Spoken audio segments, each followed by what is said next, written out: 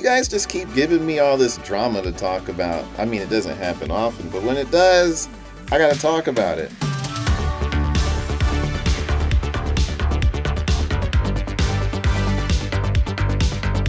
Alright, you guys, there is a tweet that's talking about taking off your head and ruining the magic, which supposedly originated at a foreign convention. But this is not true, because this rule, well, I don't want to really call it a rule nowadays, but it kind of used to be an unspoken rule back in the day. Now, before I get into this, you guys, I can tell that a lot of people on this tweet, or this Twitter thread, are young, new furries that may have only been in the fandom since maybe 2012 or 2014 starting. Because there's no way that they were furries back in the early 2000s or any time before that, because if they were, this wouldn't even be an argument, because it's so insane. Okay, so keeping your head on is supposedly this dangerous thing that, and it could be if there are underlying medical issues for some people.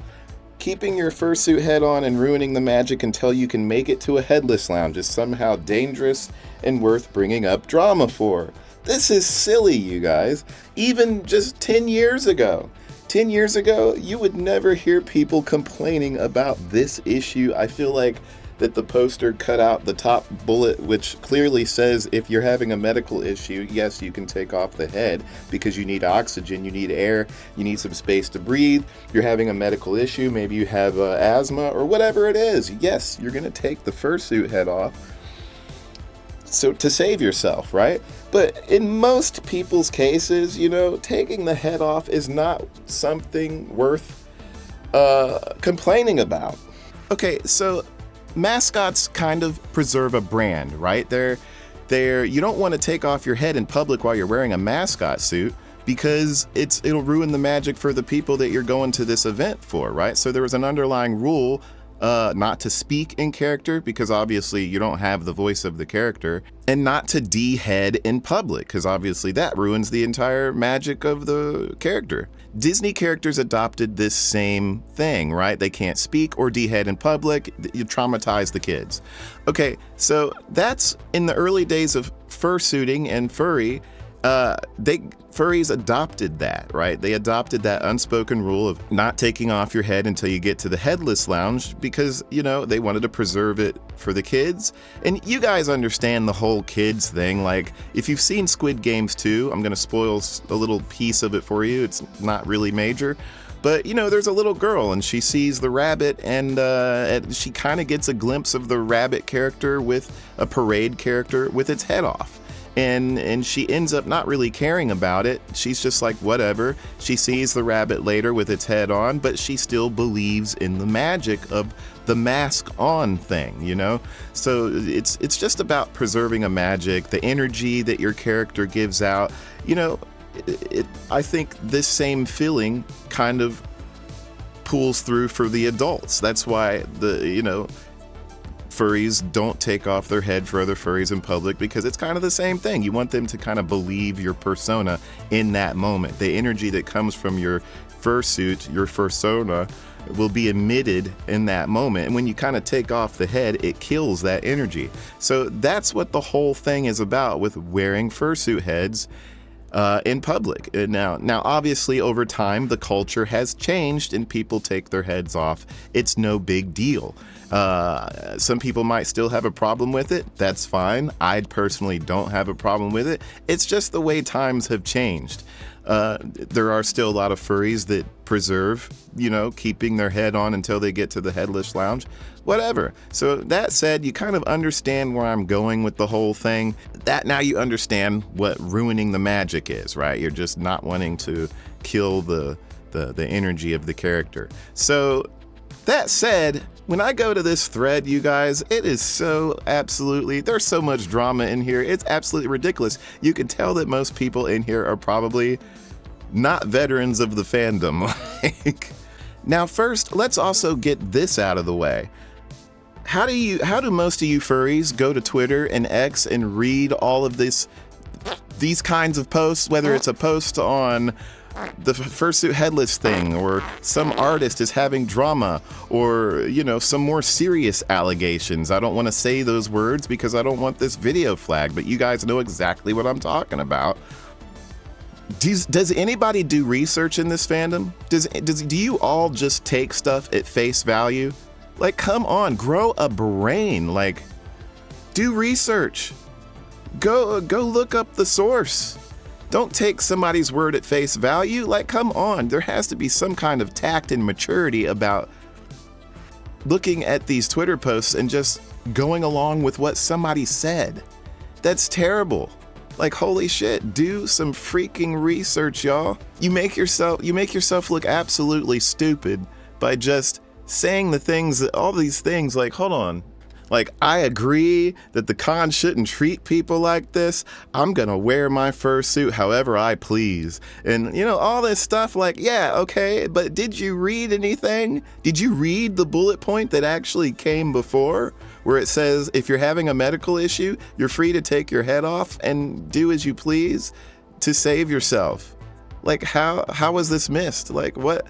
And, you know, you guys, I just think that this is a major problem in our fandom. Is a lot of furry kids, and you could tell they're all new furries, like new generation furries coming into the fandom and drama mongering and, you know, witch hunting and doing all these silly things that are just, you know, sometimes, yeah, it's legit, but a lot of times it's not. And here's the thing is, usually there'll be an OG post, you know, the poster will post some kind of drama, and let's say it's true, right? Okay, even if it's true about said person, you'll have a lot of people that don't know anything about what's going on at all. They didn't do any research. Excuse me. They didn't do any research. They're just going along with what people are saying. They'll scroll through the thread. They'll scroll through the thread and they'll see.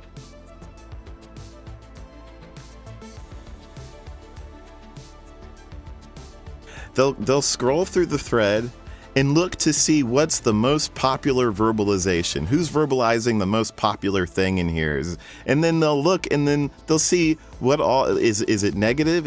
What is this one thing? They'll see this one thing that people are being negative about, and then they'll join in. They'll bandwagon it, right? Instead of using their own mind to come up with their own conclusion, they're afraid to go against the grain, right? They're afraid to disagree with 20 other people. So they see 20 other people saying one thing, and so they join in, so they feel like they fit into a group. It's all about fitting into a group. You guys, stop feeling like you have to fit into a damn group and think for yourself. It makes you look smarter. Like, you can actually make your own decisions without falling into some bullshit that somebody else puked up.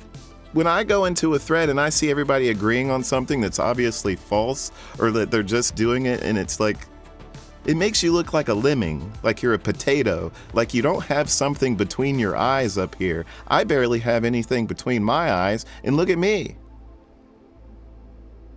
So it's like, come on, y'all. You gotta be better than this.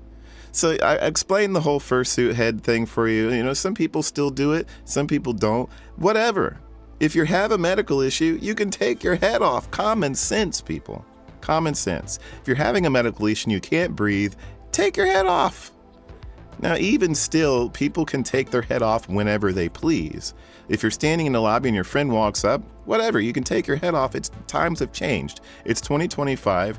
You don't really need to preserve the magic anymore. Yes, people would prefer that you prefer them, you know. I think it's more of a direction rather than a policy, like a lot of people are making it out to be. Like, you can preserve the magic because people want you to preserve the magic of your character. It's more for you than anybody else, really. And, you know, I don't know. That's just what I think on it. It's not really that big of a deal to take your fursuit head off, no. But do you want, you know, it's whatever you want. There's the furries that like to preserve the magic, you know, and keep their character intact, their brand intact, their persona intact. They don't want people to see a human underneath until they take the whole thing off and they're hanging out with their friends. Then you could see the human underneath. But the half and half thing just doesn't work for some people, and I completely understand that.